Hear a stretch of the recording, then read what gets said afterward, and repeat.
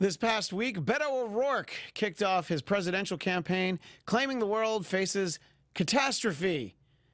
I'll assume that this must be a major catastrophe, bigger than losing a Senate race to Count Chocula.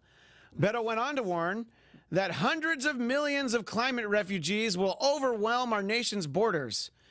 This sounds like he feels that this is a really important problem that we all need to address. Just imagine all these refugees coming across our borders. Man, if only there was some way that you could keep people from coming across our borders. Something you could build, a barrier of some kind, a curtain.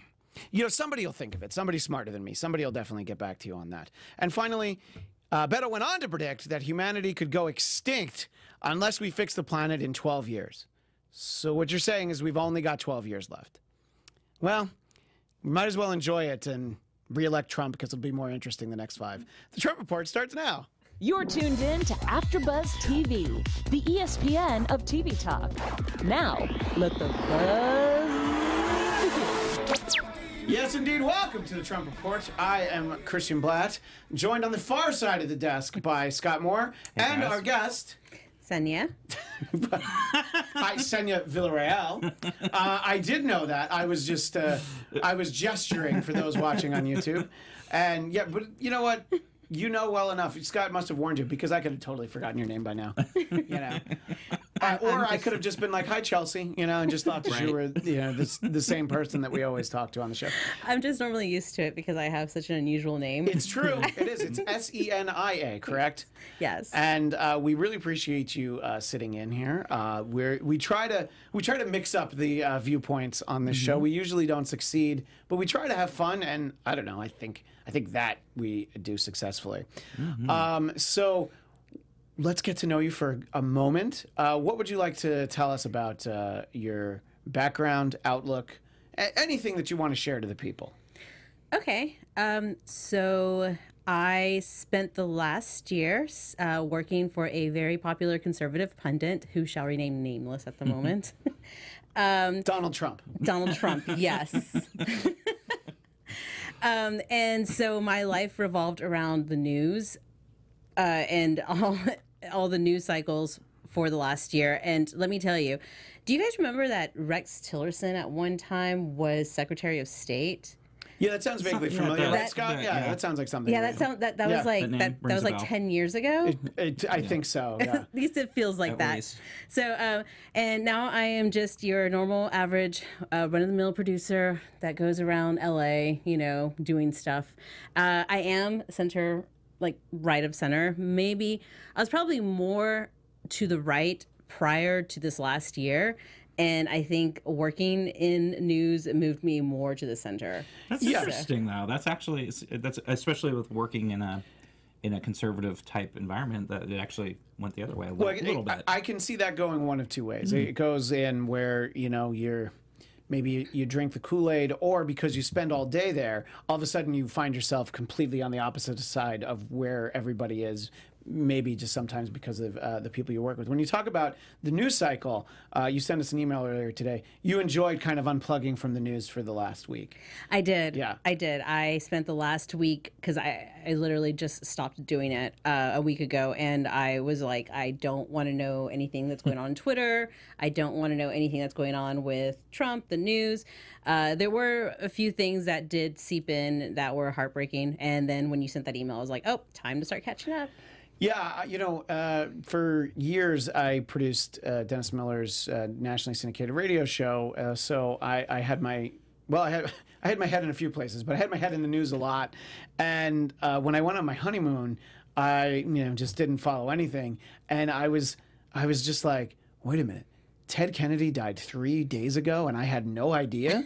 I was just like, just imagine if I had been at home. So yeah, it's nice to take a breath. Here's the thing: the news is going to still be there, you know. And despite what some people might tell you, the country's still going to be here. We're gonna be standing. You know, maybe if you take off more than a week, it's hard to say. But anyway, so there is a lot to talk about, and unfortunately, we'll start off with the mosque shootings in New Zealand. I think that the shootings themselves have been covered quite well, you know, in the sense of the amount of coverage. Obviously, it's a horrific story. The angle I wanted to talk about was this essentially this immediate ban on semi-automatic rifles in New Zealand, and of course a lot of people were like, "See, look how easy it is." And I think it's great on something that, you know, when you see. Unfortunately, if people so choose, they're able to watch a video of how this happened, despite how many times you might tell Twitter or YouTube to take it down. It's still there. So you're able to see that, and then the direct result is, yeah, we shouldn't sell those anymore. And I'm of two minds of this. I think that it's great to see a quick response like that, but I don't like the idea of politicians being able to decide, well, everybody agrees on this, so we're going to just do it tomorrow. Because obviously there are people who feel that semi-automatic or not, they don't like the idea when you start taking away any guns, any of that. And I think that there are plenty of people that, you know, their personal beliefs might be in opposition of this president or maybe the previous president. And there are plenty of things where if they had the next day been like, yeah, we're going to do this thing, they would be upset. So I think it's nice to see that you can get things done that fast, but I think realistically, I don't know that I want to live in a society where it's that easy to do. Scott, to give our guest a moment to compose her thoughts, I'm going to put you on the hot seat. What do you think about obviously the tragedy in and of itself, sure, but in this aspect of the, you know, almost immediate ban on semi-automatic weapons? Well, I mean, you have to take it into consideration that New Zealand is very different from the U.S. to begin with. First of all, population-wise, they have like 5 million people total, which is half the population of right here in Los Angeles County. So if you look at just the numbers, it's less. You look at the political structure, it's different.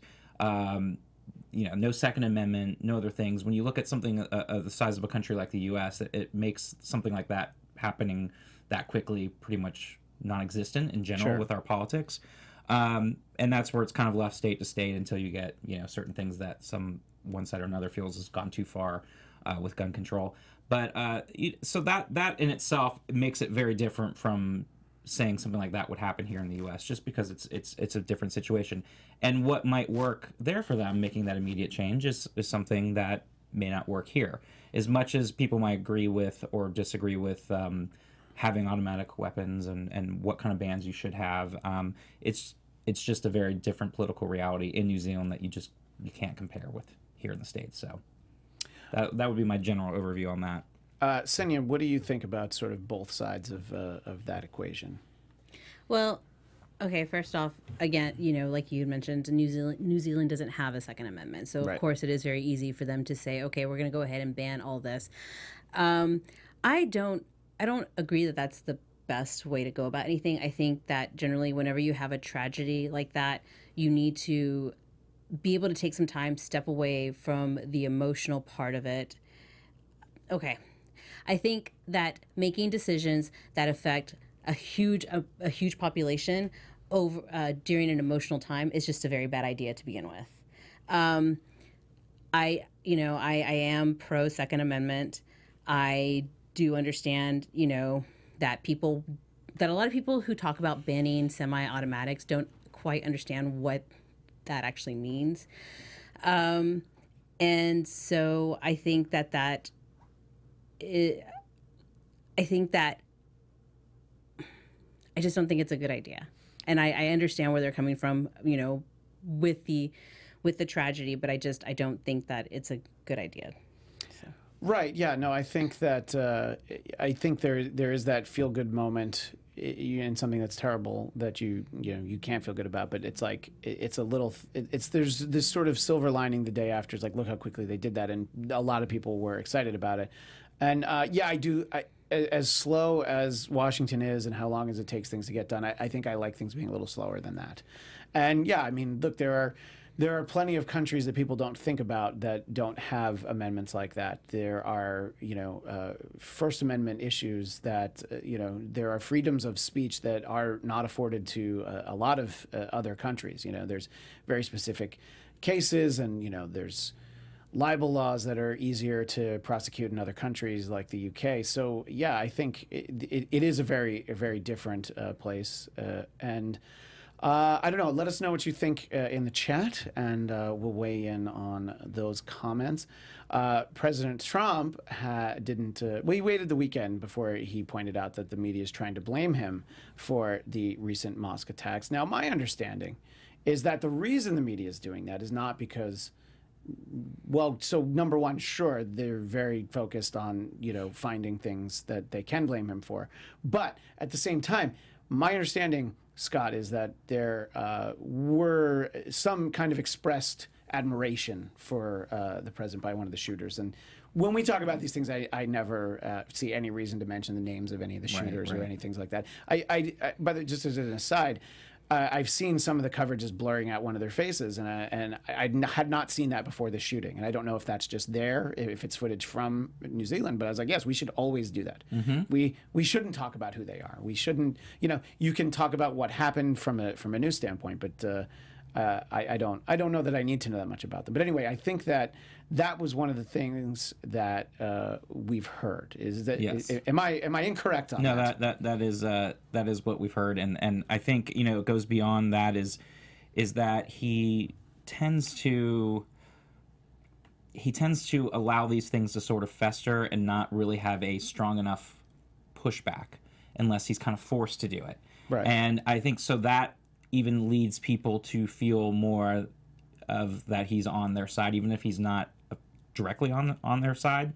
It's the fact that he doesn't push back enough, like when it goes back to the UVA thing in 2017 with the protesters, and he mentions there's fine people on both sides, and there are other instances like that where he does that, and so it makes people kind of feel like, okay, I kind of support him, and he believes in us even if he's not going to blatantly say it.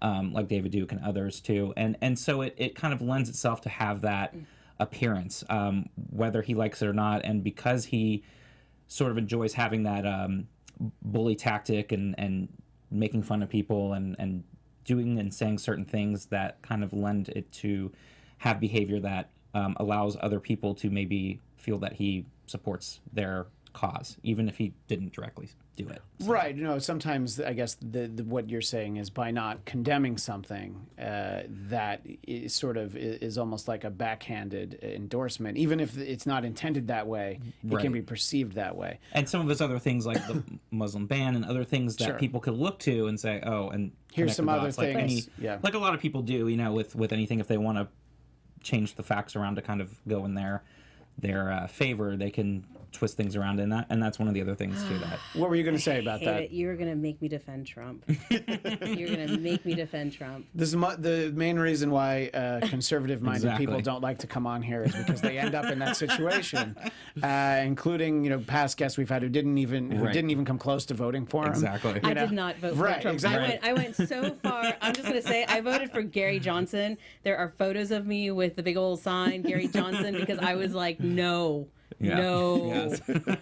But okay, here's the thing. We know that Trump is an egomaniac. Right. Okay.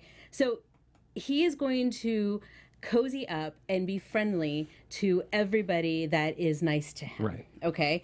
And so if you are going, everyone realizes it. The only people who won't do it are the leftists. If a lot of the leftists were to start cozying up with Trump, and I don't mean that, yes, the leftists, if they were to start cozying up with Trump, Trump would be all over them as well. And to say that he condones, or that, he gives off the semblance of condoning all of that, it's not true. I mean, it's like saying that, because he's being cozy with Kim Jong-un, that he completely, that he gives off the semblance that he condones what Kim Jong-un is doing. That's not true. Also, correct me if I'm wrong, because I don't know much about the shooter, and I don't even know his name, thank God. Yeah. But wasn't the whole purpose of his manifesto was to start a culture war in America. Didn't he actually state somewhere in there that he wanted to do that? I believe it's something like that. And just for clarification, the shooter is Australian. This was in New Zealand, yet he was focused on American politics. So it's a little bit... A lot of there's a lot to follow. And that's the level where I think that the reporting is important, because it's just trying to make sense of it. Obviously, you're trying to... It makes sense of the senseless, essentially, but it's just sort of, well, how does it happen, and what can you learn to try to, prevent these sort of things? I mean, that is a point that we get a lot about President Trump, is that, he's not like racist friendly, but it's like, the door's open a little bit. But to what you were saying about people on the left that cozy up to him, I mean, you'd think Kanye West was his best friend when they came over for lunch. Yes. And I'm not I'm not even remotely a Kanye fan, but everyone in Kanye's life were like, I think he needs to be institutionalized. There's a problem with him. He needs to be on watch. I don't know what's wrong with Kanye, why he would sit down with him. But also, look what happened. Kim Kardashian was then able to go in right after Kanye and be like, I need criminal justice reform, and I need it now. And it's like, Trump he's just all ego, You stroke it, and he's like, he's your best friend. He's a kitten. Yes, although, obviously a mild criticism will send him into a shame spiral, I mean, tweeting about Saturday Night Live on a week that it's a rerun. So it's like, you've already tweeted about this episode and you didn't remember it. You didn't think it was odd that everyone was being wished Merry Christmas in this episode. But, it's funny, my boss Dennis Miller recently coined the term that he's a thin-skinned rhinoceros. For as tough as Trump is, and he can be a bull in a china shop, it's the ultimate, like, he can dish it out, but he can't take even like 1/100th of it. But that's a typical bully, though, in the sense of, like, they can all day long can call everyone else every kind of name in the book, but the minute you do anything back to him, he's completely thin-skinned and ridiculous. Right. But Senya, to President Trump's point, do you feel like the media does go out of their way, maybe not even for this issue, they go out of their way to blame him and find a way to connect him to things? Do you think he's completely wrong on that, or is there at least a hint of truth to that? First off, define the media. Because it's broad. I mean, I don't want to paint the media with a broad brush in that. And I will say that there are certain aspects of media, certain media personalities, especially that certainly personalities that will go after him and completely be unfair. Like, for instance, I can't watch CNN anymore. I really cannot, because most of them are so anti-Trump that they can't even be unbiased in their reporting. The only show that I can watch is Jake Tapper, because I think that he's the only one that is truly fair. But unfortunately, a lot of the media personalities that do go out of the way to go after Trump have the bigger platform. Right. And so it does seem like, the entire media is going after him. No, that's not true, because there are still very good reporters that are out there, trying to get the truth, trying to get, the actual story. But unfortunately, the big talking heads suck up all the oxygen and make it seem as if they are going after Trump. Right, and obviously when you talk about the media, CNN is always at the forefront. It does not seem to be helping their viewership, but I guess when you dig in, that's what you do. And we also talk a lot about on the show about the failing New York Times and the Amazon Washington Post. So both of which I still read and I still love. Right, exactly. Right. It's but every once in a while you can see what's going on in the Washington Times today? What's happening over there? Right. Let us know what you think in the chat about that. And one final point about New Zealand. Let's see if I have this right. Okay, yeah. So this is the video that I forgot to send, but we all know about Egg Boy, who the young man who was 17, and he egged the Queensland Senator Fraser, not to be confused with Kelsey Grammer, just in case anybody thought that, I'm here to clarify for our viewership. look, I report, they decide. All right, that's and it's so they very controversial figure that for the most part, most of us had no idea who he was. But you read a little bit about him, and so the kid throws an egg at him, films the whole thing, and I don't know, the senator smacks him, and I was like, well, yeah, that's what you have to expect to happen when you throw an egg at anyone. You don't think you'd like, oh, I'm a kid. And by the way, you're barely a kid. It's not like an 8-year-old did it, and he was filming it, so clearly, the whole thing was very very calculated. So, Senya, when you see something like that, yeah, I think the kid needed to be punched in the face, maybe even a little bit rougher than what he got. Okay, well, but I thought, okay, so one, my reaction would have been the same. I would have turned around and backhanded him. I wouldn't have turned around and been like, let me judge how old this person is. No. And what are the optics of this? No. Yeah. Especially, I mean, I don't want to throw this out there, but especially as a female, you're kind of on guard. So you're like, if someone comes up and touches you, you're going to be like, boom, bam, I'm going to hit you. What I didn't agree with, though, is I guess I read somewhere that his security guards beat him up even more, which I was more than we see in the video. More than we see in the video. So, so that's a little different. I'm talking about the immediate reaction. Yeah. The immediate reaction was completely 1,000% justified. I mean, if anything, I think that the guy didn't hit him hard enough. I would have punched.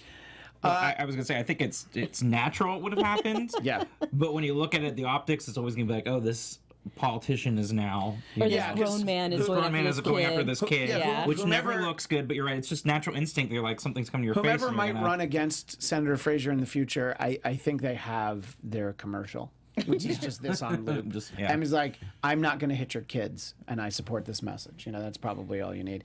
But the 17-year-old boy, I will say his name is Will Connolly. People started a GoFundMe for him, and he has said that he's going to donate those funds to various organizations that are helping the mosque victims. So at least he's not like, thanks to the GoFundMe, I'm going to keep all that money. So I don't know. That's a nice end to the story. Yeah, that's why I thought it was worth getting into. All right, so now we've had this veto circling, and I think it happened the other day. But all I know is that when I was at the gym, they kept telling me on CNN that it was coming, and I didn't see it. So my assumption is that he signed a veto. And it's nice, I guess, when you know that the veto's coming, all of a sudden you get a few more Republicans are like, especially, look, I don't want to say Marco Rubio and Mitt Romney are opportunists, but, oh, wait, I do want to say that. That they're just like, oh, yeah, us too, we don't like it either. Like well past the point where it matters.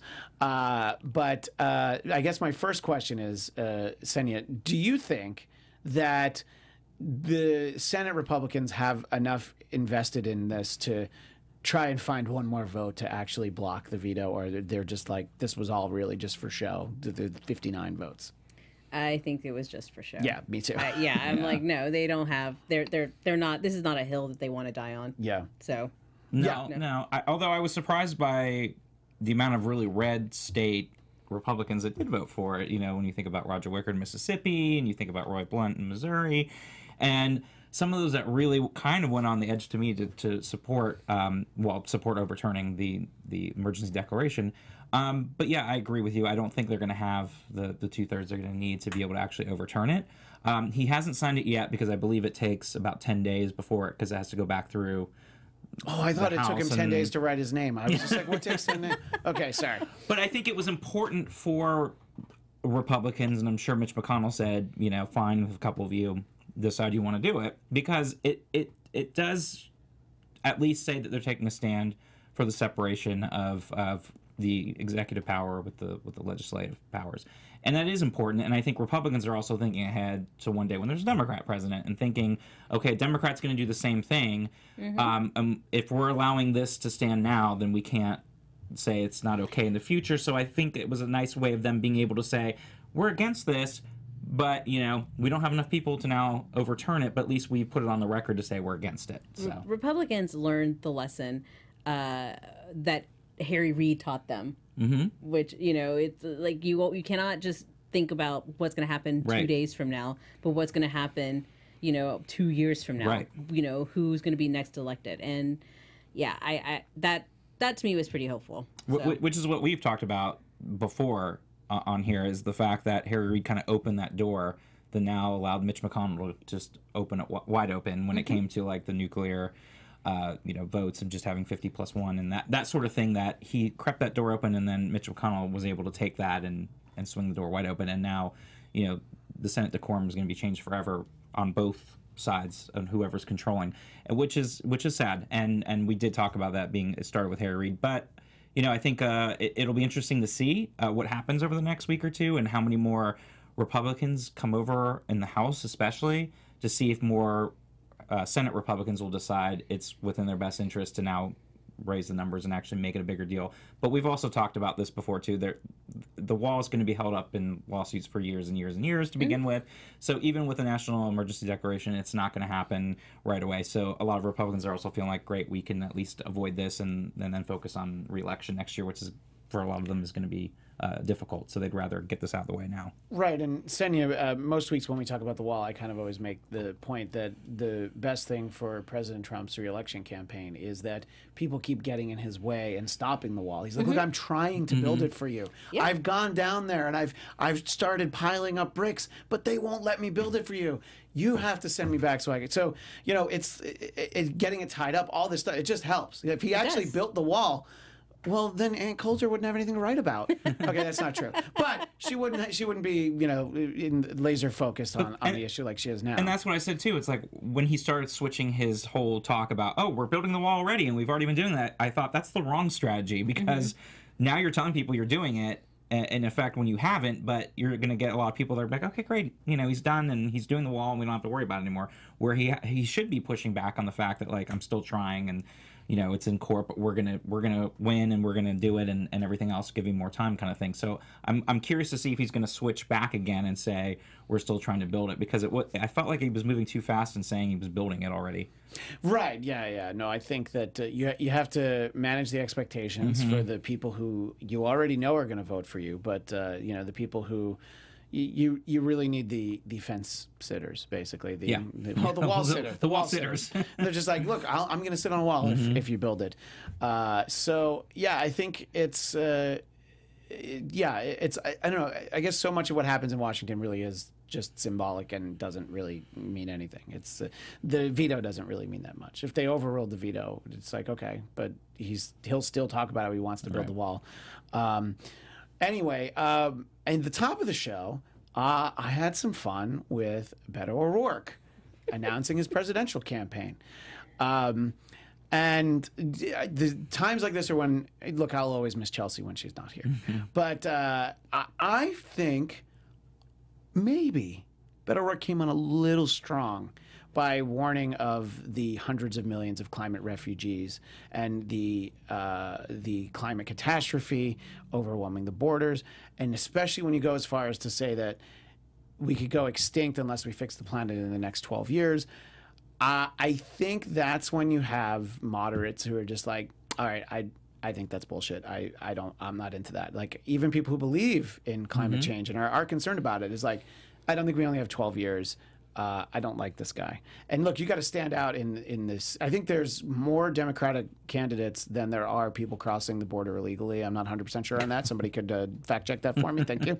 But I think that, yes, you need to stand out, but it's like, well, you can't take back that you said this now. So were you to be the nominee, and he won't, but were you to be the nominee, it's just like, how easy to like, yeah, but didn't you say we're all going to be extinct in 12 years? As someone who could conceivably vote for Beto O'Rourke in the future, Scott, if he were the one, if he were the one with the D next to his name, and then Trump is the one with the R next to his name, I can see that being a vote. What do you think about that rollout, that hot rollout? Well, I mean, look, even though I do agree with you, I don't think he'd be the nominee. He very well could be. Oh, yeah, I doubt it. I mean, he could be president. He could be president. I know, but I don't doubt anything can happen anymore. No, I would have said that. But, I would have said that in like a pre 2016 world, I would have been like, no, there's no chance. Now I'm like, I don't know anything. I don't know anything. I don't pretend to know anything. Scott could be president. But Scott, if you ran, I would vote for you. Yeah. I mean, maybe I'll just go ahead and run too. Please do. There's enough people. But anyway, back on track. But I will say, yes, I think on one hand, I feel like it'll go back to haunt him. On the other hand, I feel, again, going back to Trump, it's like so many things are out there now. It's going to be old news at some point because there's going to be so many other, what's it called? Not conventions. The debates? Yeah. And don't forget, before debates, you get town halls. But I'm saying all that is going to happen, and you're going to start winnowing down the Democratic field. You're going to have so much that's going to happen between now and early next year that I agree. I think it was a terrible. I think the whole rollout was actually really bad. I think his whole announcing didn't work very well. His whole tweet out to the news station didn't work well. And then this was a little bit extreme too. And I understand, like you're saying, he wants to try to get himself out there and stand out by saying something dramatic, which, that was, he was basing on that report that said we only had 12 years. So he was, taking it from that. But I mean, I agree. It's at the end of the day, it's something it's going to be hard to take out. And as you were saying, to have moderates or even Republicans who are very turned off by Donald Trump, that might be more open to voting for a moderate Democrat would be like, oh, we'll forget that. Now he's definitely out, as you were saying, especially even people from his home state that could have been open to him would maybe be turned off by that. So I do agree that it wasn't the best rollout, but I think in the long run, it's not going to hurt him. Well, here's 20 other candidates. Here's what I'll say had going for it. It didn't snow, because we saw that not that long ago. I think that would have hurt the optics again, as we talk so much about. So, as someone who identifies as center right, if I'm not putting words in your mouth, when you hear this sort of, I mean, it's all rhetoric, but when you hear this sort of, these promises and fear-mongering from the left, what is your immediate reaction when you hear what Beto O'Rourke had to say? Well, it used to be when I was more on the right, I would just shut down. Sure. Like, I don't even want to hear what you have to say. But now it's more of a chuckle because this is a guy who's in his 40s, who's taking his talking points from a 29-year-old first-term congresswoman that for some reason everybody is in love with, right now. I mean, did you see her dance video? Come on. I'm not gonna lie, she's cute. Right? That's cute. All that matters. She's adorable, but I'm not gonna. She's definitely. It's not. When it comes to the whole climate debate, it's not smart. And to cry wolf and say, oh, we're gonna be dead in 12 years, or there's no turning back in 12 years, or whatever it is they're saying, because it's just so ridiculous. It's just not smart, and I do think that it is going to turn off a lot of moderate Democrats. You know what? I know that Biden is expected to announce at any moment, and I think that as soon as Biden announces that Beto is just going to be forgotten, it's going to be Biden versus maybe Kamala. That's I think Beto he's the flavor of the week, but he'll be pushed aside. Yeah, I mean, look, there was some reporting and, of course, just excitement on social media that he was able to raise $6 million very quickly. But if anybody who understands anything about a campaign, I mean, $6 million doesn't pay for lunch for the next month, So, yes, it's like you have things that you can be excited about, but it is also so early in the process. And, how much of that $6 million is left already? Well, and also one of the questions that I keep hearing a lot of moderates ask is, what are Beto's policies? He's got nothing. He hasn't yet, and that's part of the thing. He's all bumper sticker. It is, and that's part of the thing is that I think he does have to flesh out his policies a little bit more. But right now he's enjoying being the energetic, youthful rock star type where everyone can just basically project anything they want on him, which sometimes charisma does work, but it can only take you so far. Well, but, it works as far as getting the crowds and charisma works when you have it. But that's the first. But that's the thing. But at least he has it. But I think, like you said, he's got to get policies. Beto is what a midlife crisis looks like when you decide to run for president. So no, he couldn't get the sports car, so he's like, "Well, I guess I'm gonna." I guess so. Well, look, the only policy that anyone needed to know about him last November was the not Ted Cruz, and that didn't work for him. So, look, it came close enough in Texas though to be the closest Senate race between a Democrat in over 40 years. So so he does obviously have fans, and I've said it all along, even if he doesn't make it, I think at some point if a Democrat wins, he could be a VP ticket, he could be something in administration, but yeah, I don't know if he quite has the experience to be, and I've heard a lot of people compare him to Lincoln, because Lincoln lost and went on to... I believe he would be Secretary of the Half Pipe for anyone who has seen his skateboard moves. So we can certainly look. We can look for that.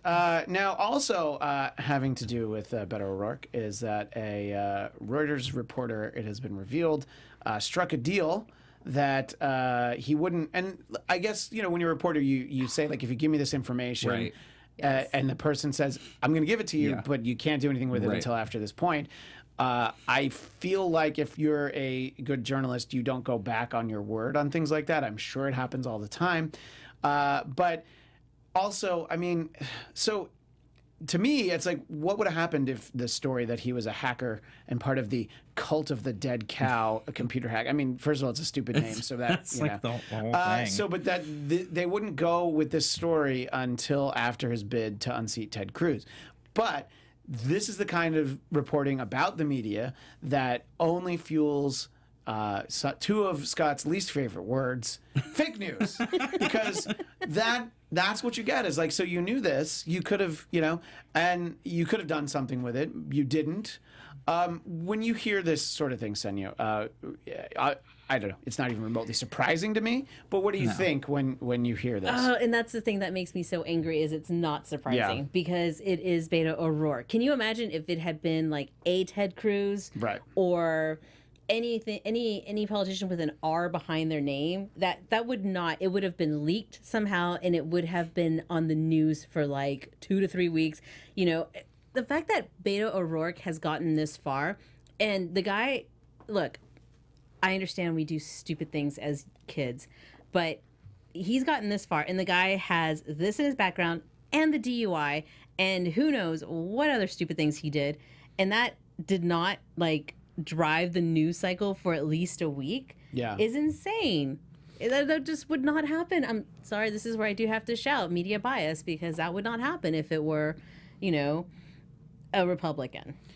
Yeah, I mean, and you know, what we talk a lot about is, you know, people are so excited. No, I was just going to say, I think in a lot of ways it's just not the big deal that it used to be. I mean, I remember when George W. Bush, and that was a bigger deal, and then before it was Clinton with, you know, I haven't smoked or I haven't inhaled. I do think that... Yeah, now you got Kamala Harris coming like out and saying, inventing whole stories about how right. she used So to get high and listen to Biggie. But it's like, I can smoke it, but I'm going to send you to jail. if you do. No, and that's a whole other issue that we could talk about forever. But I do think that a lot of those things, and I do believe that would be on both sides. Yes, I'm sure if Donald Trump and they came out and, you know, had something that he was doing Adderall or whatever, that, you know, it'd be a big deal. Wait. But, How long did Stormy Daniels, how long did that whole thing last in the news? Well, that was a business trend. Oh, I'm sorry. Your question was different than I thought it was going to Okay, be. that's I was fine. like, why did they sit on that? Was it because, you know, there were financial considerations? No, but how long was that in the news? I mean, she's still in the news. She's still in the news. Yeah. But it's also different because you're dealing with a president, too, versus... But to be fair, that story, I mean, that we was did the- not get that story until after he was elected. Yes. You know, so... But I will say, I think a lot of those things now, people not overlook it, but it's not seen as the deal breaker that it used to be, like 20 years ago, that if anybody had a DUI or a drug, you know, issue or anything else, and as we've seen with Donald Trump, you know, people know that he's had relationships with women, and as we see with Bill Clinton, it was a huge deal for him, and, you know, he was able to still win, but it was a much bigger deal, and the media did cover it huge back in the 90s. So I think that a lot of these things now are not the issue that they once were, and I believe that's for both Republicans and Democrats, that there's a lot more forgiveness, a lot more people not having the issue with drugs and other things that they might have had 15, 20 years ago that they can overlook now. Yeah, I mean, as well. I think that were he a candidate today, if Gary Hart said, go ahead and follow me, not only would they have not found that he was carrying on, they just wouldn't have followed him because they're like, no, we're going to see what Beto's up to. You know, there's just, you know, they're just like, you know, you're too boring. We don't even care if you're, but to legitimately, yeah, the things that, not just within our lifetime, but within like the last 20, 25 years, the things that, you know, were the end of a candidate's career. I mean, and look, the Access Hollywood tape changed essentially everything, because it's like, all right, so if you can be on that tape, and yes, I know he says now that he doesn't think it's actually him, but if that tape can be out there, and before you run for president, before people actually go to the ballots and vote for you, and you still win, then it's like, all right, I don't know what it is, apart from like actual crime, like okay, you murdered somebody. Depends on who it is that you killed. Right. But, I honestly, I feel like there is a point. Yeah, now there's where, a point. And it's now, like, of course, if you're a Republican, it would be a lot different. Right, exactly. So but I do think that these are all things that aren't taken as seriously before, as they were before. But I don't know. I mean, I guess it's disappointing. I understand the circumstances for this specific case, and so now we know about the cult of the dead cow. It's interesting, though, to not do it until after the campaign was over was the deal. But then you go ahead and sit on it in case he announces for president, because you're like, well, let me use it when it's actually when useful. It's going to mean something, yeah. Nobody gives a shit in the middle of November, Right. It's, I don't know. It's, I don't know. I guess it's all a scam. It's all a sham, It just depends on who, again, who the flavor of the month is. And I think people are just willing to forgive, Yeah. And it's I'm sorry, but it's kind of a. Am I the only one that probably thinks that the whole like him being a hacker is kind of lame? Oh yeah, that's like Yeah, I can't wait till they unearth the pictures of him in his Dungeons and Dragons robe. Right. And he did cosplay where he was the Hulk, but he Okay. wasn't the Green Hulk. He was the Gray Hulk. Okay, wait a minute. It was the early 2000s. Who didn't do cosplay? Scott. Okay, well, Did you, now we Scott? know that there's some pictures of you Yeah, doing right? cosplay, apparently. I know. Okay. But a couple more things I wanted to talk about. Well, I just did drag. That was for Halloween one time. That's cosplay, So President Trump very excitedly was bragging about a poll that says half of Americans agree that the Russia probe is a witch hunt, and barely 1 in 4 people trust the Mueller investigation to be fair and accurate. Do you think, Senya, that's obviously polling is all very subjective. We talk a lot about polls on here, Right. but just as that sample suggests, do you feel like that could very well be the way that about half of Americans do feel that way? Yes and no. I think a lot of Americans are just tired of it. I think that's definitely true. I think that they just don't care, and they're just ready for that to not be in the news anymore. And I know a lot of people that are like, if there is something, please, then let it come out. If there isn't, then let it, just let's drop it. But Right, yeah. So I think that's pretty accurate. What do you think, Scott? No, I agree with you on that one. I think it is people have fatigue about it, and we've talked about this too. It's like every week they keep saying, "Oh, he's wrapping up," and it's in the news constantly. So I think there is some fatigue of that 50% that are burnt out. But on the flip side, you see that like 77, 82% of people actually want to see the full report, regardless of what it is. So that also means that people do want to know what's in there. But I will give the credit here with Trump and the team that they bulldoze with these themes, and they hit at it as much as people could say this is so stupid that he does it, but he does it so much that it does start to affect, I think, especially a lot of his key supporters and maybe even some more of Republicans that would be agreeable to his message of saying, okay, yes, it's a witch hunt, which he's so good at continuously drilling that into people that it does, I think, affect some people as well. But I think the majority of the people are just kind of burnt out because we don't hear anything from Mueller. We don't know what's really going on. And all we're hearing is that one side coming out from Trump and then the other side of Democrats saying there's a lot there. But until we actually hear something, I think it's just like people are like, okay, it's been 2 years now and we're kind of done with it. And as we talked about recently, which goes back to the Nancy Pelosi thing about impeachment, is that we're getting now so close to the 2020 election that going through a drawn-out impeachment process wouldn't make sense unless there was something hugely major in there, because now you're going to get close enough to the election that's like people are either going to throw them out or not. So they obviously don't have.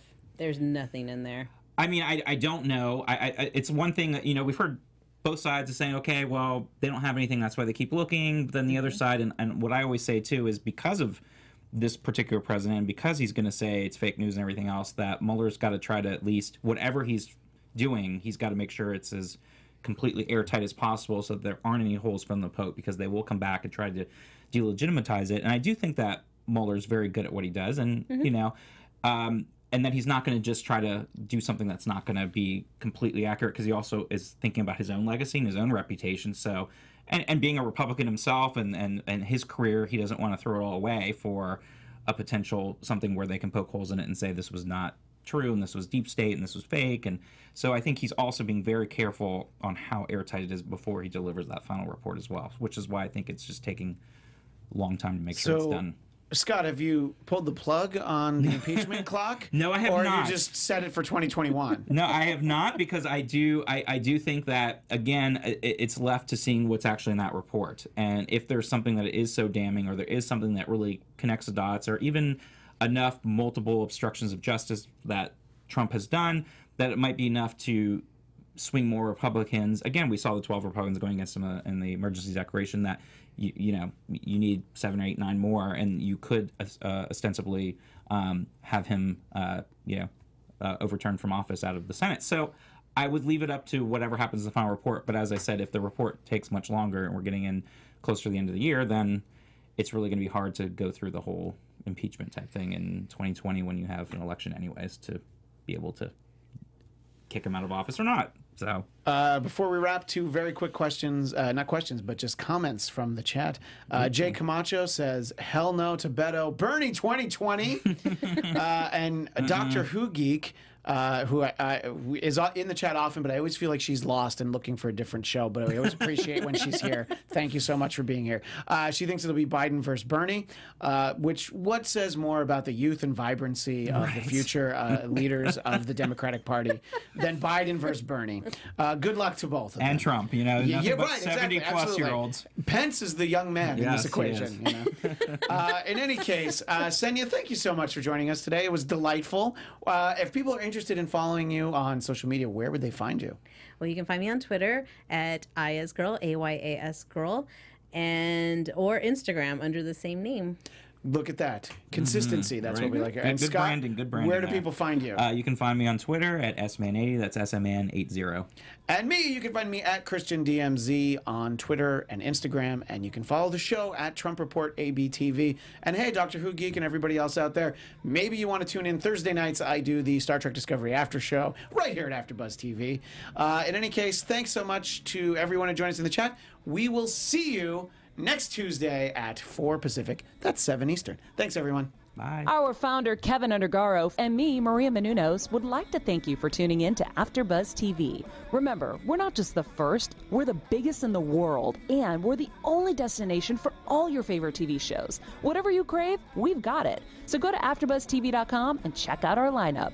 Buzz you later. The views expressed herein are those of the hosts only and do not necessarily reflect the views of AfterBuzz TV or its owners or principals.